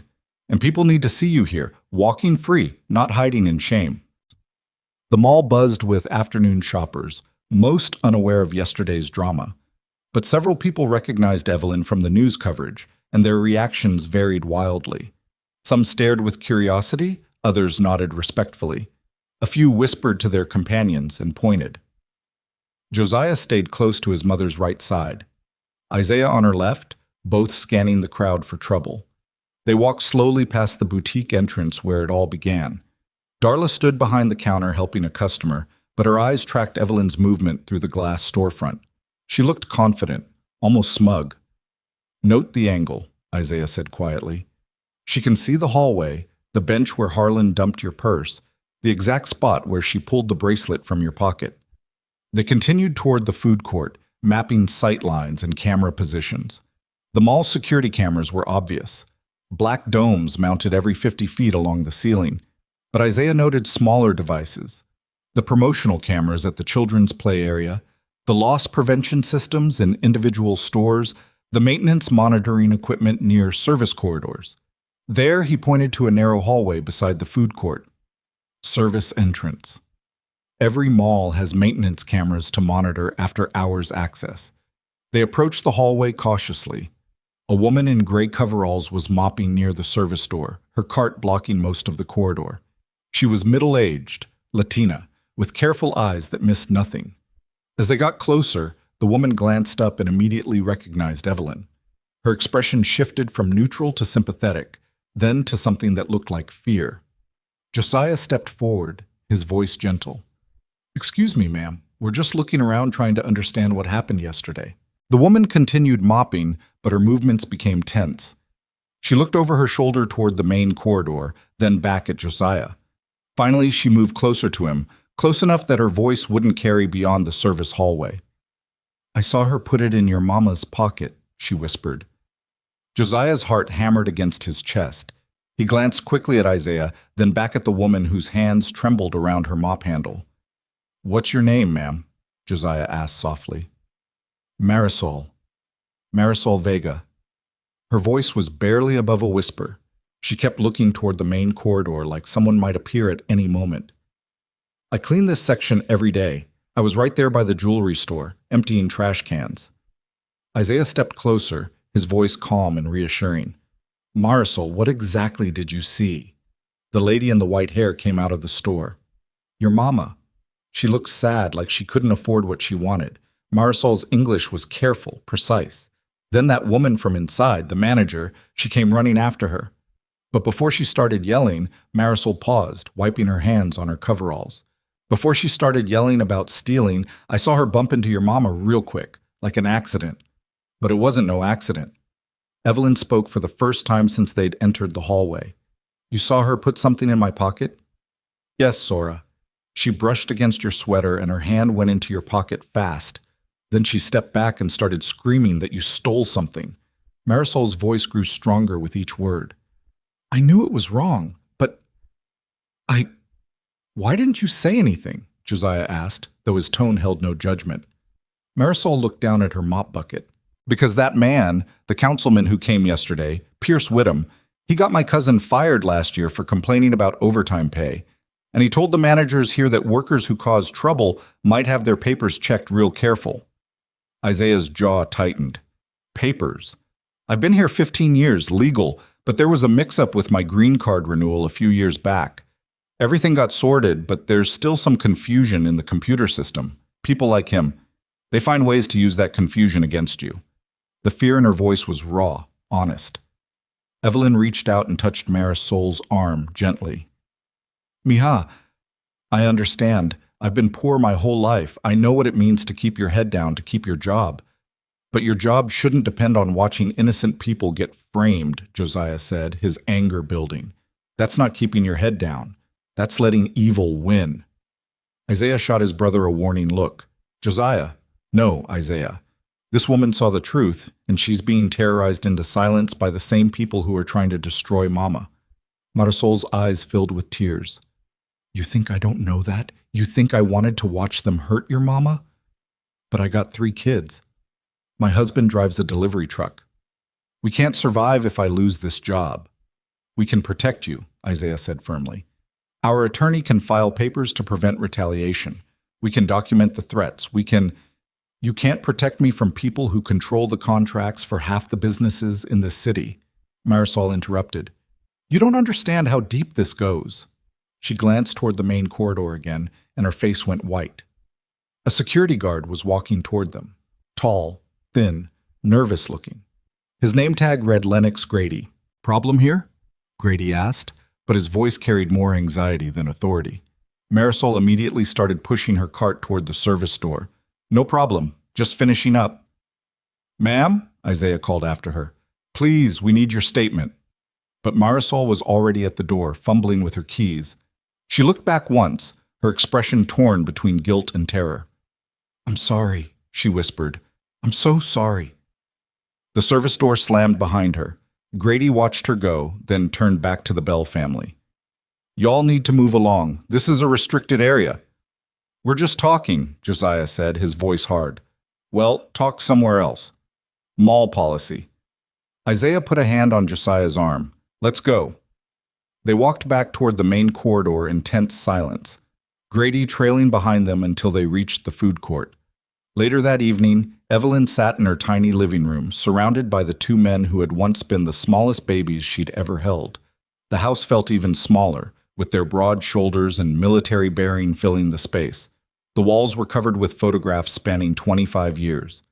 Isaiah and Josiah in mismatched school uniforms from the thrift store. Graduation pictures in borrowed caps and gowns. Their military academy photos, backs straight and faces proud. Recent pictures from their deployments, both in desert camouflage, medals gleaming. Each photo represented a sacrifice Evelyn had made. Extra shifts to buy school supplies, skipped meals to pay for their field trips, secondhand everything, so they could have something. Isaiah sat on the worn couch beside her, studying a photo of himself and Josiah at their high school graduation. They were flanking Evelyn, all three beaming despite the cheap camera and faded colors. "Mama," Isaiah said quietly, "that woman today, Marisol, she's the key to everything. If we can get her testimony, baby, you heard what she said. These people got power over her whole life." Josiah paced across the small room, his frustration filling every corner. "So we just let them win? We let them keep targeting grandmothers because one witness is scared?" "I'm not saying that." "Then what are you saying?" Evelyn stood up slowly, her joints protesting after the stress of the last 2 days. She walked to the mantel and picked up a photo of the twins in their dress blues from Isaiah's promotion ceremony. "I'm saying I raise soldiers, not shields. Don't let my trouble destroy you." Evelyn's kitchen looked smaller with 5 adults crowded around the chipped Formica table. Steam rose from her old coffee pot as she served everyone in mismatched mugs. Tanya sat beside Celeste Monroe, both women hunched over legal papers. Isaiah and Josiah flanked their mother like sentries. The morning light streaming through faded curtains made Evelyn's exhaustion visible. Dark circles shadowed her eyes. Her hands trembled slightly as she poured coffee. "We need something concrete," Celeste said, reviewing her notes. Marisol's testimony would be powerful, but without her cooperation. "What about other cameras?" Tanya asked suddenly. "I mean, that mall's got security everywhere." "All the crucial angles went dark," Isaiah replied grimly. 11 minutes of convenient blackout. Tanya frowned, stirring sugar into her coffee. "Wait, what about the kiddie train?" Everyone looked at her. "The little train ride near the jewelry store. My daughter loves it. They got this tiny camera on the front that records promotional stuff. You know, happy families riding around. Stuff they put on their website." Josiah straightened. "You think it was running during Mama's arrest? It runs every day from 10 to 6. Takes a loop. Right past Wickham Jewelers." Celeste leaned forward. That camera wouldn't be connected to the mall's security system. "Probably runs on its own memory card," Isaiah added, hope creeping into his voice. Within an hour, they were back at Peachtree Crossing Mall. The children's train sat parked near the central fountain, its bright red engine decorated with cartoon animals. A weathered white man in his late 60s was checking the tracks. "You Walter Briggs?" Josiah asked, approaching with Isaiah. The man looked up, taking in their military bearing. "That's right." "You boys veterans, Marines, Major Isaiah Bell? Major Josiah Bell?" Walter's face lit up. "Well, I'll be damned. Welcome home, Marines." He stood, extending a callous hand. "Army myself. 3 tours in Vietnam. Mr. Briggs, we need your help with something," Isaiah said. Our mother was falsely arrested here 2 days ago, right in front of your train, wrote. Walter's expression hardened. I heard about that elderly black lady, right?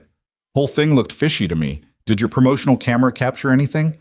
Walter glanced around, then motioned them closer. Follow me to the storage shed. Behind the mall, Walter led them to a small maintenance building. Inside, he pulled out an old laptop and a handful of memory cards. I save all the footage for the promotional videos, he said, inserting a card. Let's see. 2 days ago, around what time? 11:30 in the morning, Josiah said. Walter scrolled through files, then stopped. Here we go. The small screen showed the train's forward view as it rounded the curve past Whittam Jewelers. The timestamp read 11:27 a.m. There was Evelyn in her blue cardigan, looking uncomfortable outside the boutique. Darla emerged from the store, walking quickly toward her. Can you slow it down? Isaiah asked. Walter adjusted the playback speed. The footage became crystal clear. Darla approached Evelyn, gesturing angrily. Then, as she stepped closer to point toward the store entrance, her right hand brushed against Evelyn's left side. The motion was subtle, but deliberate. Son of a bitch, Walter muttered. She planted something on that poor woman. Can you make copies? Celeste asked, appearing beside them, already burning one to disk. 2 hours later, Celeste stood before Judge Henderson in an emergency hearing. The courtroom was packed with supporters wearing Justice for Mama Evie t-shirts. Your Honor, this video evidence clearly shows the alleged theft was a fabrication, Celeste argued, playing the footage on the courtroom's display screen. The crowd murmured as Darla's deliberate motion played in slow motion. Pierce Whittam's attorney, a sharp-dressed man named Davidson, rose immediately. Your Honor, this footage has clearly been tampered with. The metadata shows multiple digital alterations. That's impossible, Celeste protested. Mr. Briggs saved this directly from his camera's memory card. Digital timestamps can be manipulated by anyone with basic computer skills. Davidson countered smoothly. We believe the defendant's military connections provided access to sophisticated equipment. Judge Henderson examined the technical report Davidson submitted. The metadata analysis does show irregularities. This is ridiculous, Isaiah said under his breath. But worse was coming. Davidson called Lennox Grady to the witness stand. The nervous security guard avoided eye contact with the Bell family as he swore his oath. Mr. Grady, did you witness the incident at Whittam Jewelers 2 days ago? Yes, sir. I was doing my rounds when I seen the old lady slip that bracelet into her sweater. You saw Mrs. Robertson steal the bracelet, clear as day. She looked around first, then grabbed it when she thought nobody was watching. Evelyn's face crumpled. She gripped Isaiah's hand so tightly her knuckles went white. Celeste cross-examined aggressively, but Grady stuck to his story despite obvious nervousness. Judge Henderson denied the motion to dismiss. As they filed out of the courtroom, Davidson approached Isaiah with a manila envelope. Perhaps this will help your family understand the gravity of the situation, he said, handing over the paper. Outside the courthouse, reporters swarmed. Pierce Whitcomb stepped to the microphones, his silver hair gleaming in the sunlight. These documents raise serious questions about Mrs. Robertson's history with legal compliance, he announced. We cannot allow emotional manipulation to override due process. Isaiah tore open the envelope as cameras flashed around them. His face went deadly pale as he read the child welfare document dated 25 years ago. The papers claimed Evelyn had illegally obtained custody of Isaiah and Josiah through fraudulent means. They suggested she had connections to black market adoption rings and had forged signatures on official documents. Evelyn looked over his shoulder, her reading glasses sliding down her nose. Her breath came in short gasps. That's not I never, she whispered. Isaiah's hands shook as he studied the signatures and dates. Something was wrong with the document, but he couldn't pinpoint what. The crowd of reporters pressed closer, shouting questions about adoption fraud and family secrets. Evelyn's knees buckled. Josiah caught her before she fell, his face twisted with rage and desperation. Isaiah looked up from the papers, his voice barely audible above the chaos. Someone wanted us buried before we could walk. Celeste's law office felt smaller, with 4 people crowded around her desk. The afternoon sun slanted through dusty blinds, casting shadows across scattered legal papers. Evelyn sat in the corner chair, still shaken from the courthouse ambush. Her hands trembled as she held a cup of sweet tea Tanya had brought from the diner. Isaiah spread the leaked child welfare document flat on Celeste's desk. His finger traced each line with military precision. The twins had changed from their dress uniforms into civilian clothes, but their posture remained rigid with controlled fury. "Look at this signature," Isaiah said, pointing to the bottom of the page. "Sarah Matthew, Child Welfare Supervisor." Celeste pulled out her laptop and began typing. Her fingers flew across the keys as she accessed state records. "Sarah Matthew died in March 1998, she announced after several minutes. "But this document is dated September 1998. Josiah leaned forward. "She signed it 6 months after she died." "Impossible." Isaiah's voice was deadly quiet. "This whole thing is fake." Evelyn looked up from her tea, confusion clouding her eyes. "But they had official papers when they came to take you boys. The woman from the county said I wasn't fit." "What woman?" Celeste asked gently. "She never gave her real name, just said she worked for Child Services, had a badge and everything." Evelyn's voice grew stronger as the memory sharpened. She kept saying the boys belonged somewhere better, somewhere proper. Isaiah and Josiah exchanged glances. They had heard fragments of this story over the years, but Evelyn had always been vague about the details. "Mama, what exactly did she look like?" Josiah asked. "Tall white woman, blonde hair pulled back tight, expensive clothes. She talked down to me like I was dirt under her shoes." Evelyn paused, then added quietly, "She had the same mean eyes as that Darla woman." Celeste continued typing, pulling up old county adoption records. "If someone was trying to remove you boys illegally, there should be a paper trail." "Try Mount Olive Baptist Church records," Isaiah suggested. "That's where Mama found us." While Celeste searched, Isaiah walked to the window. The late afternoon traffic crawled past, but his mind was racing through possibilities. "Mama, you said the boys were left with a blanket. Was there anything else?" Evelyn closed her eyes, thinking back 25 years. There was a note, just a scrap of paper tucked in with them. What did it say? "Please keep them safe. The father's family will try to take them. I kept that note for years, but it got lost when the roof leaked." Celeste looked up from her computer. "I found something. Church records showed 2 infant boys were abandoned outside Mount Olive in January 1998, but there's also a county inquiry filed the same month by someone requesting information about displaced children of domestic workers." "Who filed it?" Josiah demanded. "Whitcomb Family Trust." The room went silent except for the hum of the air conditioner. Isaiah turned from the window, his face carved from stone. "They were looking for you boys specifically," Celeste continued. "This wasn't random. Someone knew where you came from." Evelyn's teacup rattled against the saucer as her hands shook. "I don't understand. Why would rich white folks want 2 black babies?" Celeste pulled up another screen. "Let me check employment records for the Whitcomb household in 1997. Her typing filled the silence. Outside, car horns honked as rush hour traffic thickened. Inside, 4 people held their breath. "Here," Celeste said finally. Laura Bell, employed as live-in housekeeper for the Whitcomb estate from March 1995 to December 1997. Terminated due to medical leave, Isaiah felt the blood drain from his face. Lorna Bell. "Same last name as you boys," Celeste observed. "Mama named us after the church bell that was ringing when she found us," Josiah said slowly. "But what if our birth mother's name was already Bell?" Isaiah finished. Evelyn stood up abruptly, her chair scraping against the floor. "The woman who tried to take you away kept saying you had better blood than what I could give you, that you came from important people." Celeste pulled up death records. Lorna Bell died January 15, 1998. Complications from childbirth. She was 19 years old. The pieces clicked together with horrible clarity. A young black woman working in a powerful white family's house. A pregnancy that threatened reputations and inheritance plans. 2 babies who needed to disappear. The Witham patriarch knocked up the help, Josiah said bluntly. Then when she died, they wanted to control the evidence. But Mama got to us first. Isaiah added. Evelyn sank back into her chair. "All these years I thought I saved 2 abandoned babies, but they weren't abandoned. They were hidden. And when the Whittams couldn't get you through official channels, they tried intimidation, Celeste concluded. Isaiah picked up his phone and pulled up Pierce Whittam's campaign website.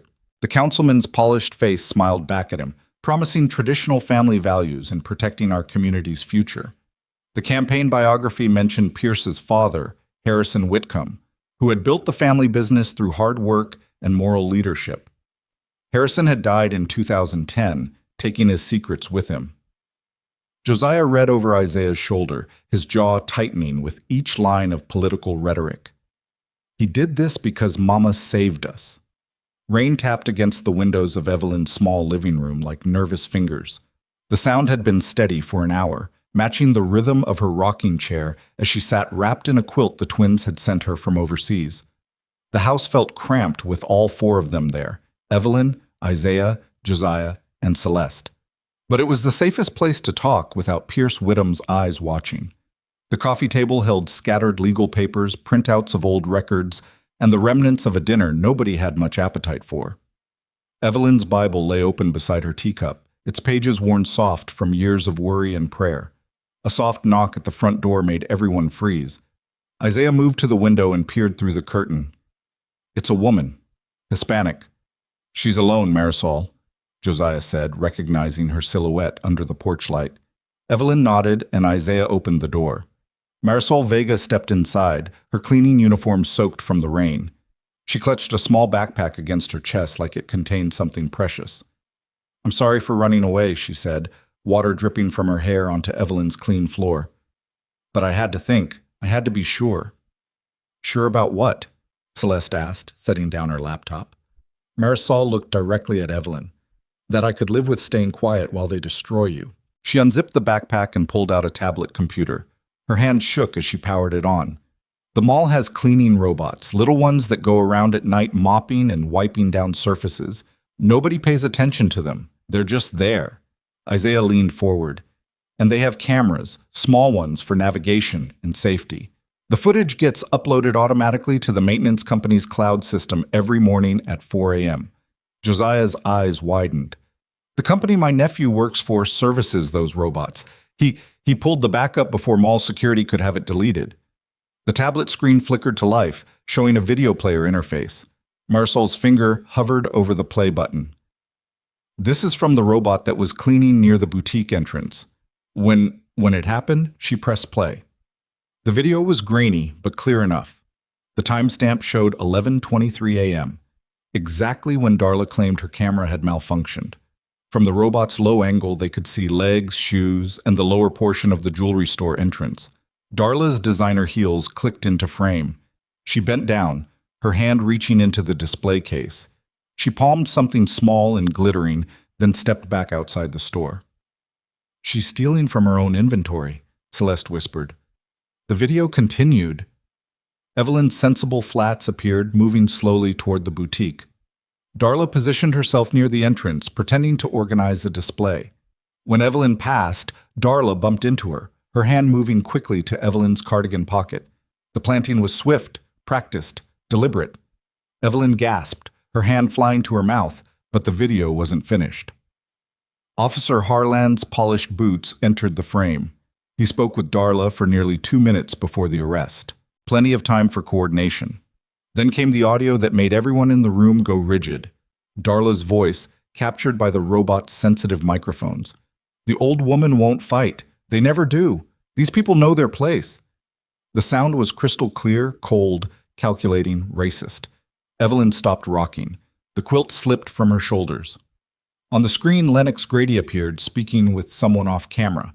A hand extended into frame, Pierce Whittam's manicured fingers, passing Lennox a white envelope.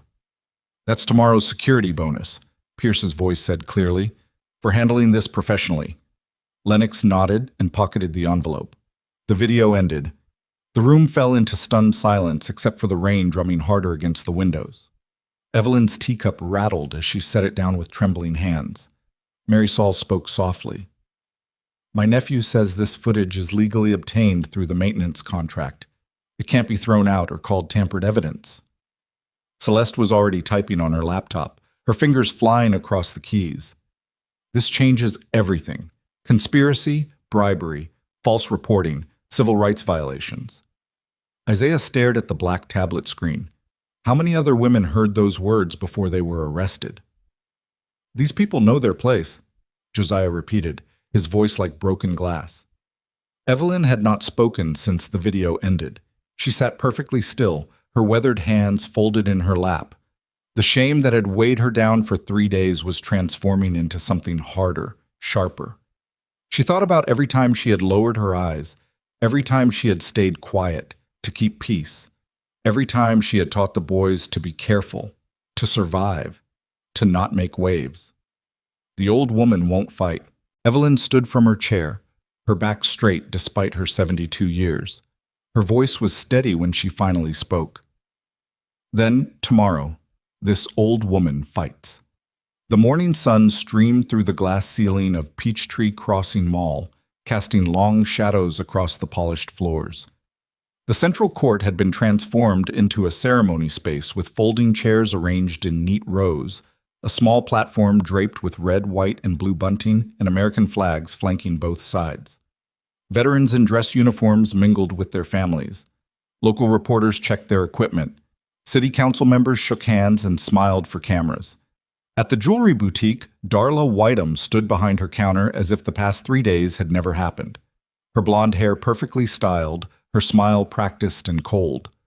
Officer Brent Harlan walked his security route through the crowd, his chest puffed out, his hand resting on his radio. He nodded respectfully to the veterans and officials playing the part of the dedicated public servant. Near the ceremony platform, Councilman Pierce Whittam adjusted his tie and rehearsed his speech under his breath. This was supposed to be his moment, honoring local heroes while positioning himself as the law and order candidate who supported both veterans and local businesses. Then the crowd near the main entrance began to part. Evelyn Robertson walked through the mall corridor with her head high, flanked by her sons in full military dress uniform. She wore a simple white dress that made her dark skin glow, and pinned to her chest was a small silver brooch. The first gift Isaiah and Josiah had bought her with money from their military paychecks years ago. Behind them walked Celeste Monroe in a sharp navy suit, carrying a briefcase and tablet. Tanya Ree held her daughter's hand while recording everything on her phone. Walter Briggs moved slowly but determinedly, his veteran's cap perfectly positioned. Marisol Vega stayed close to the group, her fear visible, but her resolve stronger. The crowd recognized Evelyn immediately. Whispers rippled through the ceremony space. Some people pointed, others pulled out phones.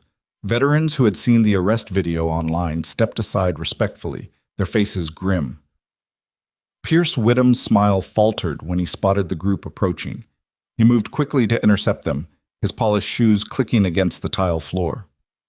"Miss Monroe," he said loudly enough for nearby reporters to hear, "I hope you're not planning to disrupt a ceremony honoring our local heroes with baseless accusations." Isaiah stepped forward, his voice calm, but carrying the authority of command. Councilman Whiteham, the district attorney, and state investigators are already present. They are here as guests, but they brought handcuffs if needed. Pierce's eyes darted around the crowd, suddenly noticing the serious-faced men and women in dark suits positioned near the exits. His campaign manager appeared at his elbow, whispering urgently about damage control. Officer Harland had noticed the commotion and approached with his hand on his radio.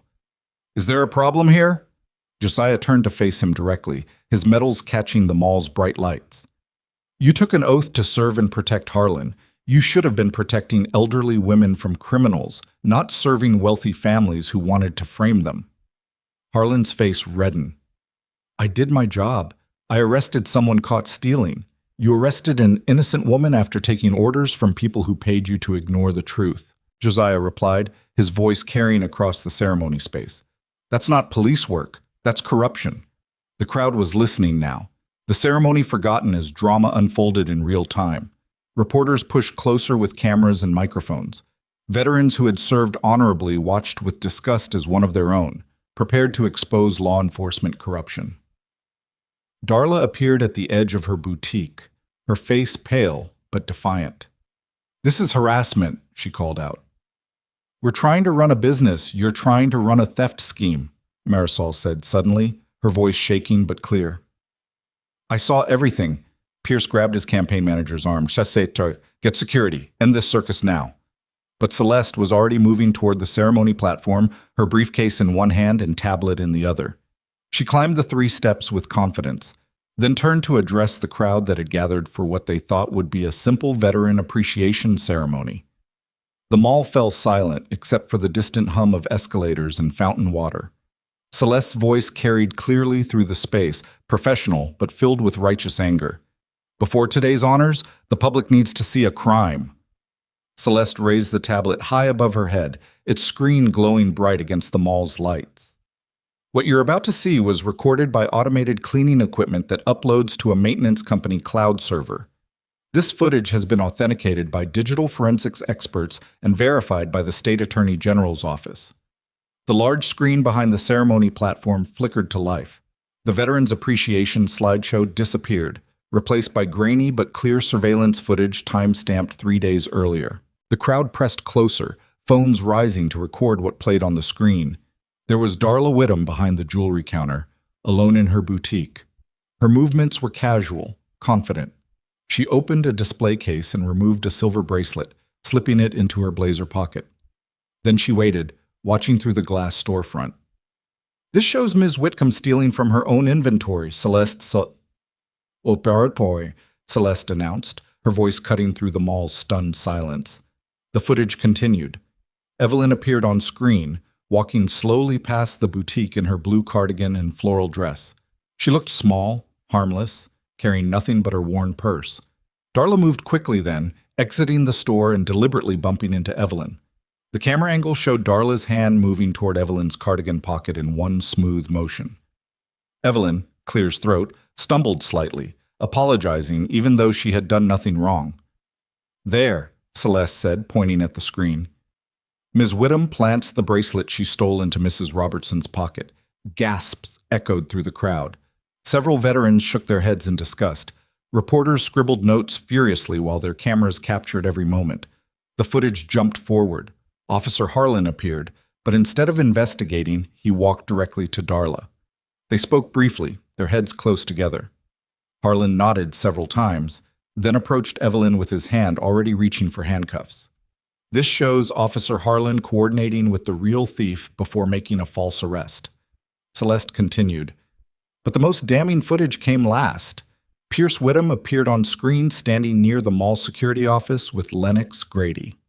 Pice handed Lennox a thick envelope. They shook hands like business partners closing a deal. The crowd erupted in angry shouts. Pierce stepped backward, his face draining of color.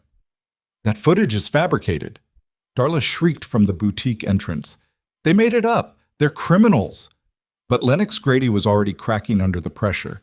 His hand shook as dozens of eyes turned toward him.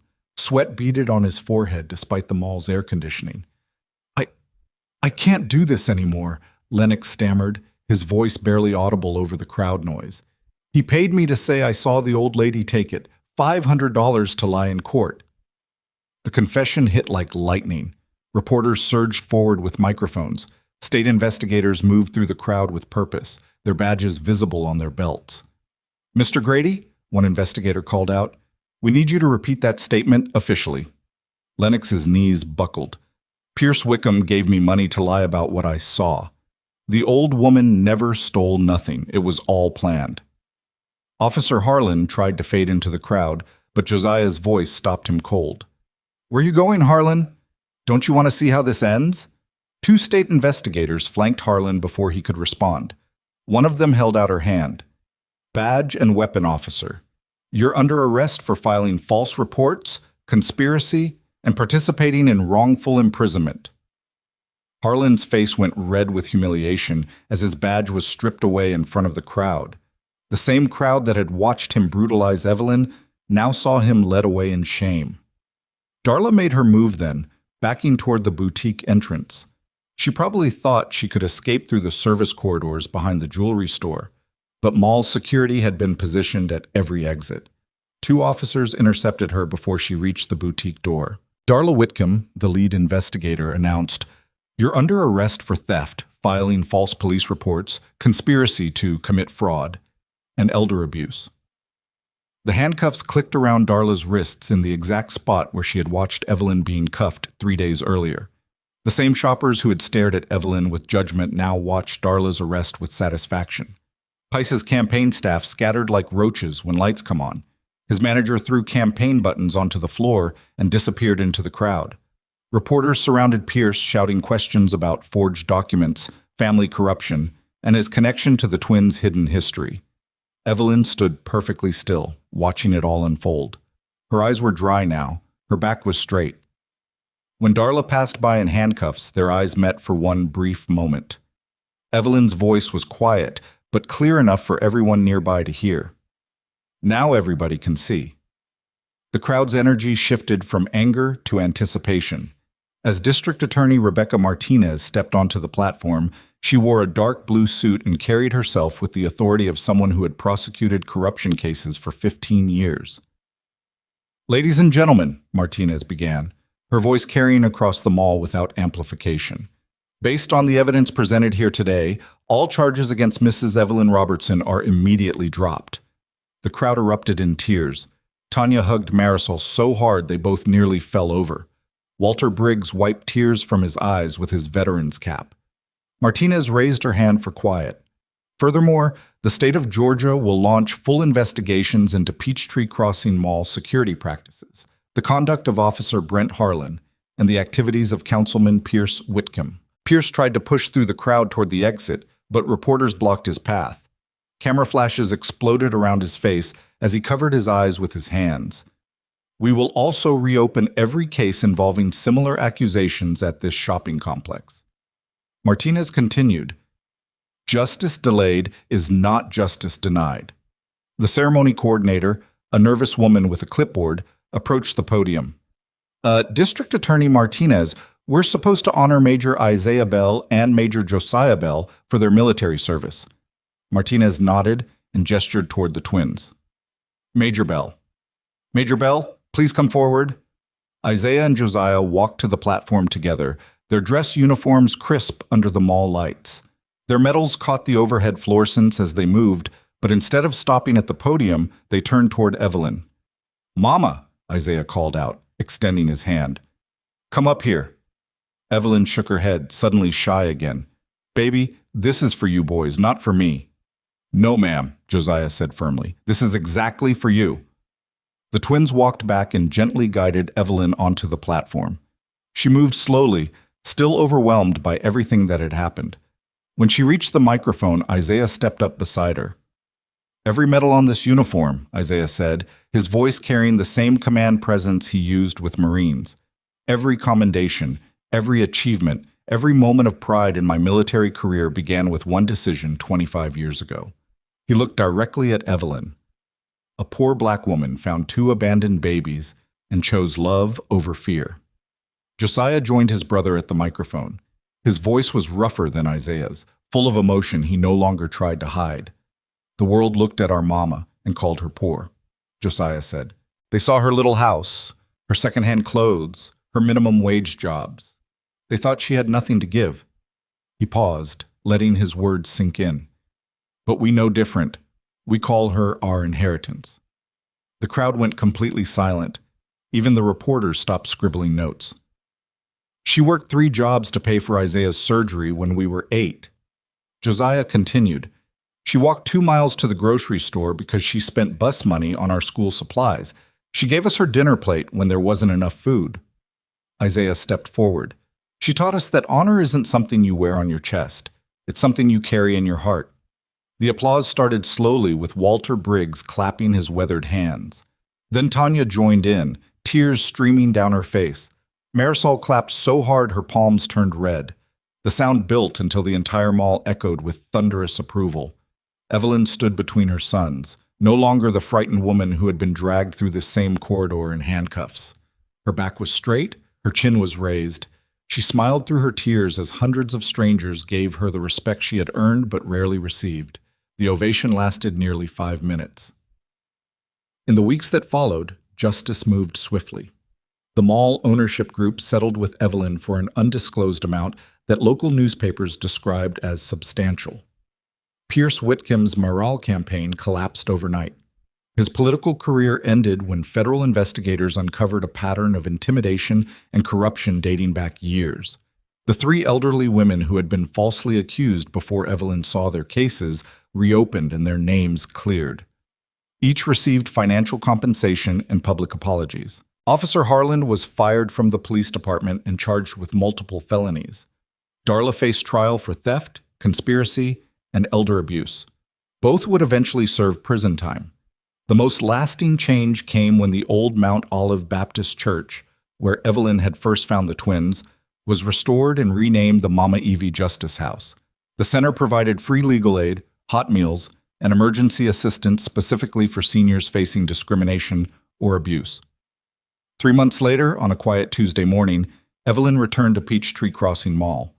This time, she wasn't alone, and she wasn't afraid. Tanya's 6-year-old daughter, Keisha, skipped beside her, wearing the simple silver charm bracelet that had started everything. The little girl had insisted on wearing her best dress to visit Mama Evie at the place where she became famous. Isaiah and Josiah walked several steps behind them, no longer the fierce protectors who had rushed to save their mother. Today they were simply sons accompanying the woman who raised them, enjoying a peaceful shopping trip. Near the food court, a little boy tugged his mother's sleeve and pointed at the twins. "Mommy, are those real soldiers?" The mother started to shush her child, but Evelyn smiled and knelt down to the boy's level. "They sure are, sweetheart," she said gently. "But you know what? Before they were soldiers, they were my babies." Evelyn stood tall again, her hand resting on Keisha's shoulder, surrounded by the respect she had always deserved, but finally received. If you enjoyed the story, leave a like to support my channel and subscribe so that you do not miss out on the next one. On the screen, I have picked 2 special stories just for you. Have a wonderful day.